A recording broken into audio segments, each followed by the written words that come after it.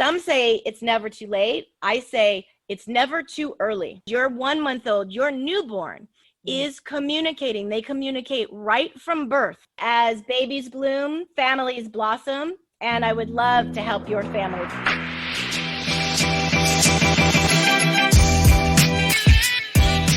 Hey ladies, welcome back to another episode of B3 Boss Babies and Thoughts. While I talk about all things motherhood, entrepreneurial, and how to have fun with everything in between. I'm your host, Jessyca with a Y, and I cannot wait to dive into today's topic. So make sure to grab your favorite cocktail, sit back, relax, and unwind. Let's have some fun.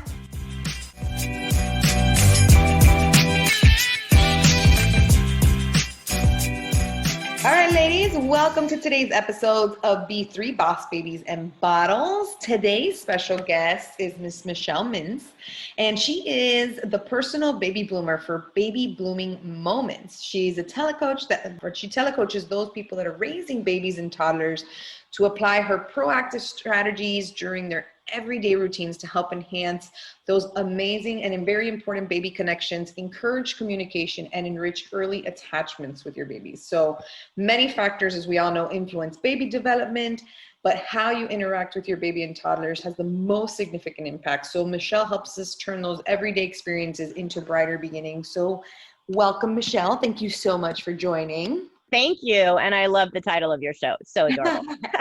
Thank you. Yes. As you see, I'm into creativity of the titles. So, we work together well. Yeah, all about the bees. It was my sister and my best friend and me with a lot of champagne, and it was great. It was a good night. Good. Yeah. I love alliteration when they all do these. So yeah. Yep. That's great. So, I guess let's just start off. Tell us a little bit more about yourself. Absolutely. I would love to. My name is Michelle Mintz. I am the personal baby bloomer for Baby Blooming Moments, which is a company that I've created so that I can help all parents or grandparents, nannies, dads.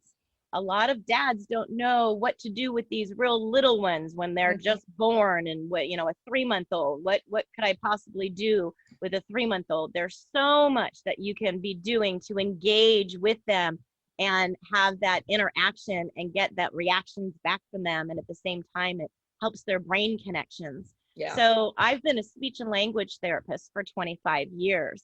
And so I've worked with specializing with families birth to 5, helping their families with children who have been diagnosed with some sort of speech delay or autism or something like that. So I've created my strategies to help them with their language development and communication. And what I discovered is that my strategies weren't beneficial for only children with delays. They're really for all children. They're all babies and toddlers. As we may or may not know, a lot of us, that scientific research has shown that the first 3 to 5 years are the most crucial and critical for forming brain development and brain neurons that haven't been stimulated yet. And they're stimulated by the experiences that they have.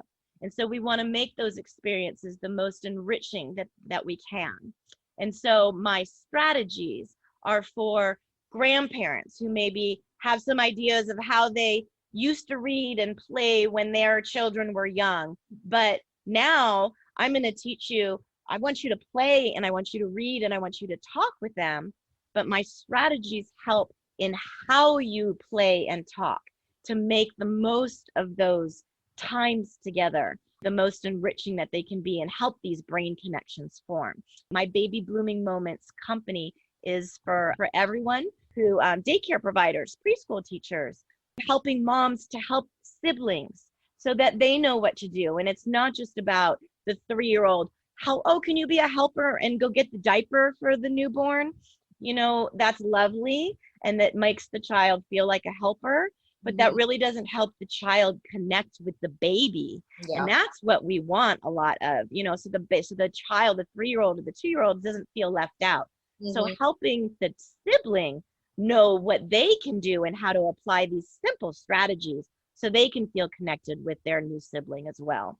Okay, that's awesome. So, obviously, of course, I posed the question, having, 4-month-olds, what should I be doing with my little babies? what could we possibly be doing with such a young baby that would make a difference? Yeah, I mean, okay, so they interact with me. I communicate with them. I talk to them in only Spanish because that's all we talk to our little ones in for right now. But I love that you know that you're talking and that you use the word communicating, because a 4-month-old, we wouldn't really say is talking. You know, maybe you're hearing some babbling sounds or you're hearing some cooing sounds, but your 4-month-old is communicating. And that's the key. Communicating is the key to connecting with other people, and as well as making those brain connections. So communicating is key. So that's so great that you already know that there is communication going on. Some people think how a 4-month-old, they are not talking, so they can't communicate. It's very important to know they are communicating and watching for what that communication is. And so that you can know how to respond appropriately. So maybe that communication from a 4-month-old is that they give you a big smile when you bring the bottle nearby. Okay. They know they're going to get fed. They're hungry. That reaction is a smile. So what they've done is they've communicated to you that they understand they're getting fed. They've communicated to you their feeling that they're happy about it. And so now what I would want that next step to be is make sure you put that in words so that your child isn't just experiencing that feeling, but that they're hearing it. You see the bottle. You look at how happy you are. Alex is so happy. You have a smile because you're going to get fed. And so that you use words to be describing the feelings so that they start to attach those labels and those words, even at 4 months. Now, we're not going to expect them to be able to spit that out to you. But if you use it sooner rather than waiting till, oh, they're not going to understand, so I'm not going to even use those words till 8 or 9 months. You're delaying them listening to those words. So you will get the imitation and the repetition sooner if you use those words sooner. Yeah, so I had no idea that was a thing, but I do that. That's great. Specifically with my daughter, hilarious story. 4 months, right? You would think, like, how does she know? She's a clock. She knows exactly what time it is. So when, especially when it comes to her nighttime sleep, like, she doesn't play. She's Sleeping Beauty, and like, she doesn't get her sleep, like, she's not a happy camper. How lucky for you. Yeah, I know. No, she's great. But because that means you get to get your beauty sleep too. So twins. Lucky. Yes. One that sleeps, one that doesn't sleep. Okay. But still, you know, I got one, at least I can put one down, and then I'm only with one. Right. So, she like gets into her mood and she starts to cry, and I tell my husband, I'm like, okay, it's nighttime routine time. Like, that's it. She's love routine. Good. So I put her down and I'm like, it's jam. As soon as I even say, like, she could be crying, and she's not really crying. She knows how to fake cry. Like, yeah. A 4-month-old could fake cry, but yeah, my daughter can. And so she's like doing her fake cry, and then I go, okay, Ariela, it's time for jammies time. All of a sudden she stops. Isn't that interesting? I'm like, how does she know? But it's okay. And I'm like, she stops. She knows I'm going to lay her down. She knows I'm going to get her ready. And all of a sudden, she is the happiest baby all over again. That's so awesome. That's an incredible example, because how does she know? She knows because you have said to her multiple times before, and you've repeated, because they learn by repetition. It's jammy time. It's jammy time. And you've mentioned routine. So you're on top of it, girl, because routine is so important. Morning routines, after, nighttime routines, and not everybody has routines, and it makes life very difficult with a baby who isn't on a routine. So because you have a routine, your 4-month-old begins to anticipate what's coming next. And that's very calming, because guess what? We have organizers or our phones and calendars. So we know what's coming next in our day, because that makes us feel calmer.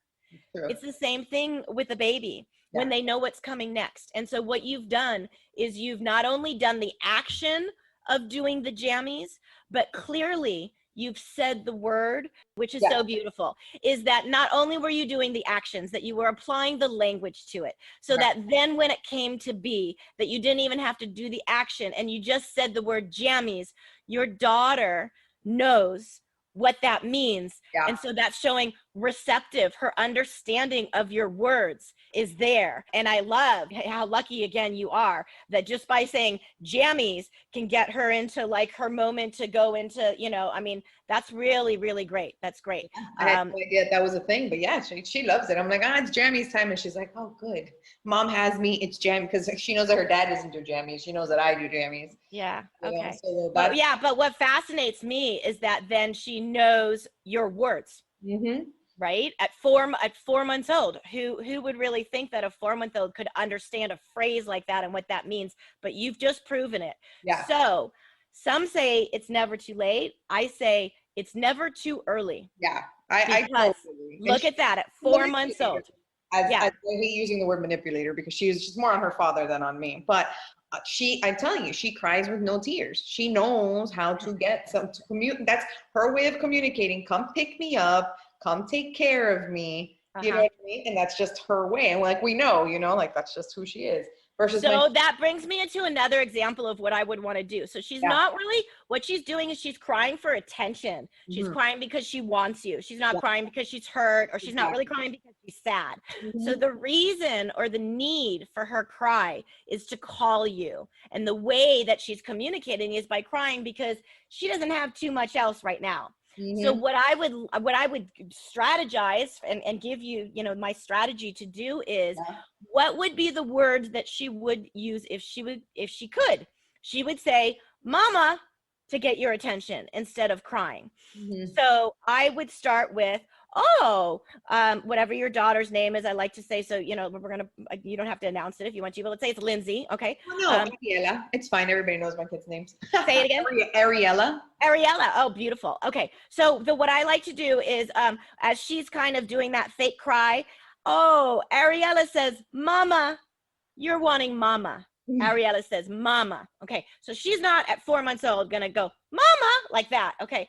But again, the more you do that and you give her the right word at the right time, one word of what she needs, maybe it's look or, you know, but I like to start with Mama because that really is getting your attention.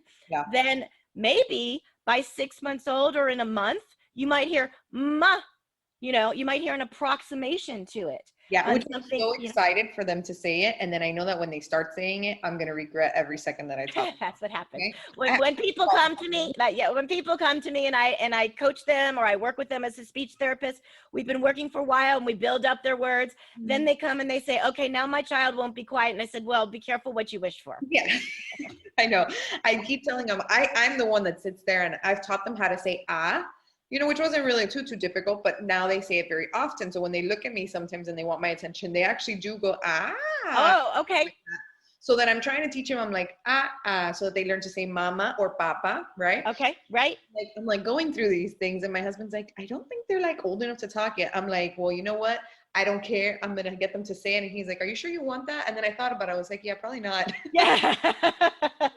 Well, here we are. I'm teaching them anyways.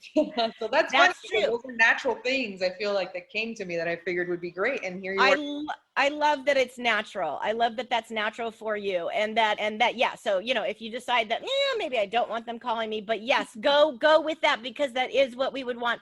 But I don't want it just to be the, although a vowel would be first, but is one of an earlier sound. So the only thing that I would slightly change on that is not because you almost then you're teaching her and then you need to reteach her mama, you know, so why start an extra step? So go with that, but do ma or, you know, mama still. Yeah. Okay, but very good. Excellent. All right. So then, so obviously I have babies, and I have, you know, lots of different moms with different ages, but I guess tell us a little bit more about what you would do with toddlers, because we've talked a little bit about obviously infants at this point. Sure. So with toddlers, and again, toddlers can be, and even infants or babies, they can be, there's ranges of different levels. And so when you're saying toddlers, in my head, I'm thinking maybe you're talking about like maybe a 2-year-old or something like that, you know, between 1 and 2, and maybe they have, you know, a nice handful of vocabulary, or that's what we want to do, is we want to build up their vocabulary. So similar to what you're doing with the 4-month-old is you're going to label, you're going to make sure that you're naming everything. Cow, horse, you know, look, I'm I don't know why I'm showing you. I forget that I'm on podcast and not on live. Right. So anyways, I was holding up a cow and naming cow. So naming things, modeling how you would put two words together. So maybe your toddler says more, and you can teach them then more ball or more bubbles, so that you're, teaching them how to do two words together. I do a lot of focus on eye contact. We want eye contact with a 4-month-old, with a 9-month-old, with a 1-year-old, with a 2-year-old. One of my great strategies for eye contact is that you actually hold the object, and that is what I'm going to be showing you right now. You hold the object up by your eyes, and that way you're more likely to get eye contact. So instead of holding the cow out by my side, which I'm doing now, that's where the child's eyes or baby's eyes are going to go. I'm going to bring whatever the object is. It could be a bottle. It could be a ball. If you bring it by your eyes, you're much more likely to get that eye contact. And that's what we want a lot of, because that's an important skill, pre-verbal skill of having a conversation and being able to pay attention to somebody. So there's a lot of little kids you talk to. I just realized that they're like talking to you and they're looking at something else, and you're like, hey, look at me. Right. And our tendency is to want to say, look at me, or look at me when I'm talking to you. Yeah. And guess what? If you keep saying that, that's just not going to mean anything anymore.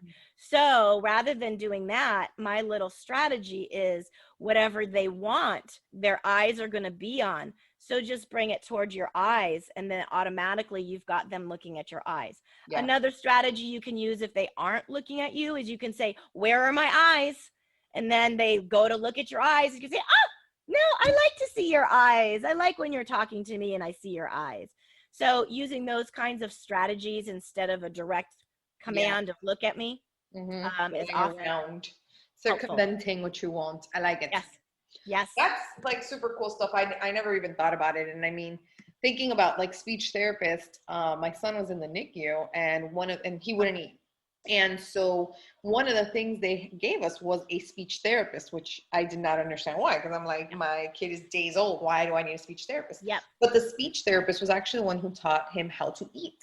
And it was crazy. She's like, she taught him how to eat. Her name was Jennifer. She was so sweet and she was great. And she taught him how to eat. She taught us how to feed him, which was scary because we're taking this tiny baby. My son weighed 4'1" when he was born. He went down to 3'9". So we're taking this 4 pounds of nothing to my house.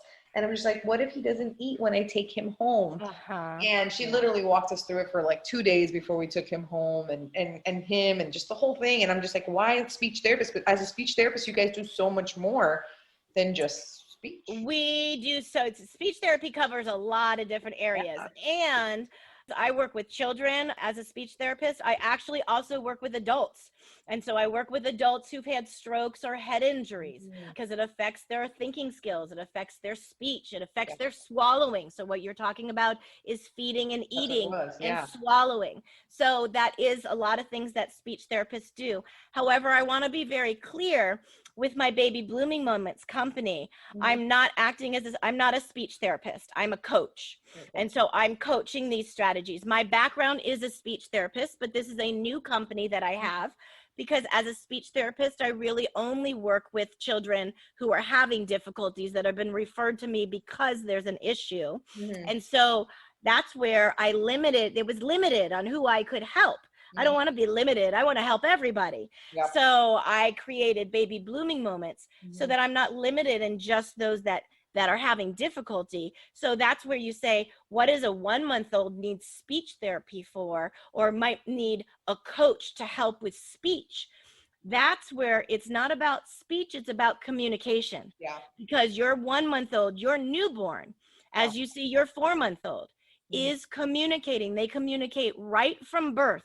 They do. With smiles, with eye contact. I have an incredibly wonderful video on the homepage of my website, babybloomingmoments.com. Yeah, which we're going to link at the bottom for everyone, for sure. Thank you. Which shows, right on my homepage, which shows a newborn that can turn their head towards their mom's voice because they recognize the voice from in the womb. Awesome. And another one where the newborn looks up and smiles at his father. It's a little or a newborn from the NICU that he's there. So it is the most incredible videos. They blow me away. They are communicating right from birth.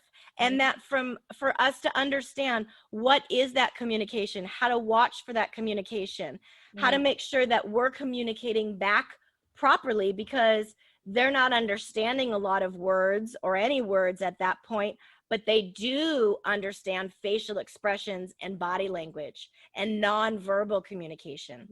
And so that's how we need to be communicating with them when they're really, really young. So we have to use great verbal facial expressions and body language. I'm constantly opening my eyes wide and have big smiles, because that is how their communication is. And that's how we engage and interact and get their focus, which is what they need during those first few years. Of course. Yeah. No. And what I was saying was, my husband always asked me, he's like, do you think they know it's us? And I'm like, they totally know who we are. Like me, for sure, when they were first born. Yes. My voice, my scent, all of that. And Absolutely. then, of course, now they know who he is. Of course they know. He passes by and they know exactly who he is. They're making noises so that he will pay attention to them. Right. They're communicating. Yeah, that's how they're communicating to him. So right. That's super sweet. Yes, absolutely. Yes. I love that. So what are some of your top tips for moms? So that kind of goes along with what I was going to say, is that they will recognize your voice and your and the father's voice right from birth, but only if you've talked to them when they're in the womb and you're pregnant. And so that's important. If you're a quiet person and they don't hear you talking, they won't necessarily recognize your voice because they haven't been exposed to it. So my number one tip, my number one strategy right from birth is that right from pregnancy, let's start back there, okay? Is that you need to be talking. It's great if you put headphones on and they listen to music, but they need to know your voice. And the only way to do that is to talk to them, sing to them, tell them what you're doing all the time. Just talk. Mommy's washing the dishes. Oh, I can't wait for you to come out and you can see mommy washing the dishes and I'm making the bed. Talk your way through your day. Yeah. Which I read somewhere, which is I think why I do that with my kids. I talk through the whole day now when they're here. When I was pregnant, I mean, I'm pretty sure I was just talking and singing for myself, but we can call that it was for them. But even now I'm just like, okay, we're gonna go ahead and change your diaper now, and because you have to be dry, you have to be clean, you know, you can't stay like that, you know, so things like that. So very good. So it seems to really come a lot natural to you, or it's what you read or what you hear. I think I read that somewhere though too. Somebody was like, narrate your day, you know, that's how they learn. Right. I find a lot of people that I've worked with in my speech therapy practice and even through my baby blooming moments as I coach, it doesn't come natural for most people. I know it becomes surprising to me because it seems kind of sometimes obvious. Oh, well, of course you would do that. I guess because they think the baby doesn't understand, so why do it? Sure. That's the only thing I can think of. Right. But, I mean, I talk to them all the time, but maybe because I'm here by myself with them. So I'm just like, who else? That could be. I also can tell, which is great, that you're a talker. I mean, you're just a natural talker. Okay. Which is great, which helps. But some people that I work with, they're not. They're quiet. And so they don't realize, and especially like maybe if their spouse is gone all day and they're just really home all day, they don't realize that how quiet they are. And if there hasn't been a need to talk to somebody else all day, but now you have this little body inside of you that you do need to be talking and singing and doing that. So it starts, you know, very early and it doesn't stop. So once they're out, once you have them, as I said, I love that you're applying the words jammies. Because guess what? Now your 4-month-old, she knows what jammies means already. Does she say it to you? No, but she understands it. That's the difference between receptive and expressive. Receptive is understanding it. Expressive is being able to say it. They have to understand it before they can say it. So talk. You're always wanting to talk. You're always wanting to, if your toddler is at the point where they are talking, or where you're 1.5-year-old, and they give you one word, you're going to model back 2 words, as I said. So if they said ball, maybe you model back blue ball. Okay. Mm-hmm. If they say blue ball, you can say more blue ball. So Mm-hmm. you show them and model how you add one more word on. So And it's that's how you all teach them how to build sentences and all. right. Exactly. So it's all about talking and Mhm. talking in all different ways. Singing. I I do make up plenty of songs. that by myself. Make up songs all the time. This is the way we wash your arm, wash your arm, wash your arm. That's how my son learned a lot of his body parts, Yeah. because we were in the bath and we just said, this is the way we wash your leg. And we would sing about it. And then I would say, this is the way we wash your. I pause and then he fills in the word leg. So now it's become an interactive engagement. I'm just not just singing to him. We're singing together. That makes sense. So, I sing to my kids the 80s because that's my favorite favorite kind of music. So my kids are going to grow up loving the 80s like I did because my mom sang that to me. There you go. So pause before that last word and they'll be able to fill it in. And then you'll shock everybody how your kids can fill in, all your 80s songs, which I love as well, right? Like party tricks with kids. Yes. All right. So what are some signs that a mother should kind of watch out for in case they feel their baby's not communicating accordingly? If your child isn't cooing, if you're not hearing any sounds at maybe 2, 3, 4 months, I would just kind of like take note of it. You're not going to like go rush somewhere right now, but that's a note to take. If you're not seeing cooing is, kind of more like vowels. Ah, ooh. Babbling is putting sounds together. And we're going to start to see that maybe about 6 or 7 months. Okay. So if you're not seeing any of that, if maybe about 9, 10, 11 months, they're not responding to their name, that meaning that, they turn to look at you or, that kind of thing. When should they be saying their first words? Their first words around 12 months. Oh, okay. Okay. And again, there's a range always, right? Mm-hmm. But around 12 months is when we like to say they should have anywhere from about 1 to 5 words. Okay. And it doesn't need to be pronounced accurately. Okay. Because that's the difference. There's a difference between speech and language. Speech is the production of the word, how it's produced. Dog. Mm-hmm. The language is the word itself. So if every time your child sees a dog, they say bobo, mm-hmm. Their word for dog is bobo. So that's their language if we're counting like how many vocabulary words they have, but it's not pronounced correctly. That's the speech part. Okay. So when we're talking about vocabulary, about 1 to 5 words around 12 months, that is ba for ball. Mm-hmm. Not without the L at the end, but that's their word for it. Mama, that kind of thing. Yeah. So they don't necessarily have to say it correctly, but the fact that they say it and they understand what they correlate it towards something. Yeah, that it has meaning and that it's consistent in the way that it's pronounced. It's not bobo one time, boba one time, that even if it's not pronounced correctly, it's pronounced consistently. That makes a lot of sense. So what are some activities that mothers can do with their babies? I know we've gone through some already. Some of them I've mentioned already is that you want to increase eye contact by holding things up by your eye. You want to get imitation of action. So maybe if you stick your tongue out, see if your baby sticks their tongue out. In fact, a 2-day-old, some 2-day-old babies mm-hmm. can imitate sticking their tongue out. We want to captivate on that idea of imitation of actions, because the more they understand to imitate actions, then they begin to understand how to imitate sounds and words for talking. So we want to be able to have them, can they imitate, different actions? I sometimes take 2 balls together and bang them together. Okay, can they imitate that? And then once I stop banging them together and I change, can they copy me and copy my action of doing something else? And I usually go bang, bang, bang. I add a word to it. So all of these strategies that I'm talking about are really wonderful because they're not taking extra time in your day.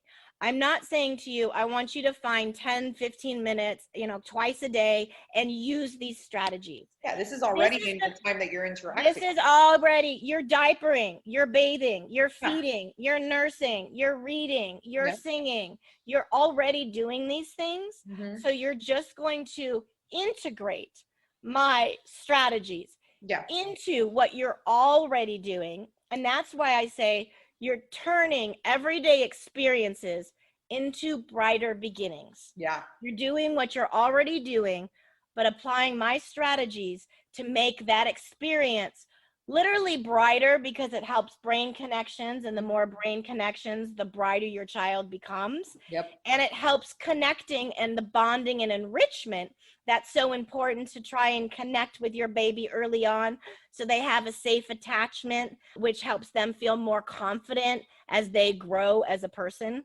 Of course. So all of this starts so young on what we can really do to affect a child for the rest of their life, if you think about it.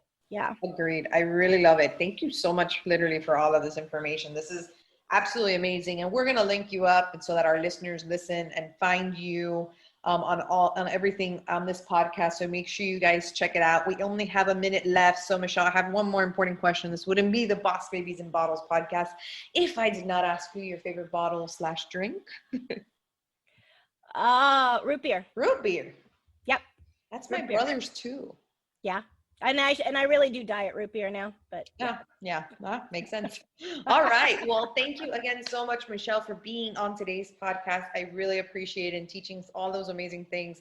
Guys, make sure to check her out. It is absolutely amazing information. Again, Michelle, thank you.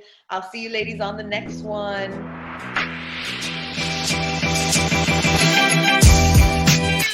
Thank you guys so much for tuning in. I cannot wait to chat with you guys soon. So make sure, if you haven't already, subscribe to our next episode and follow my craziness on Instagram at EBJ Events and at canal.twins. I promise you, something's always happening.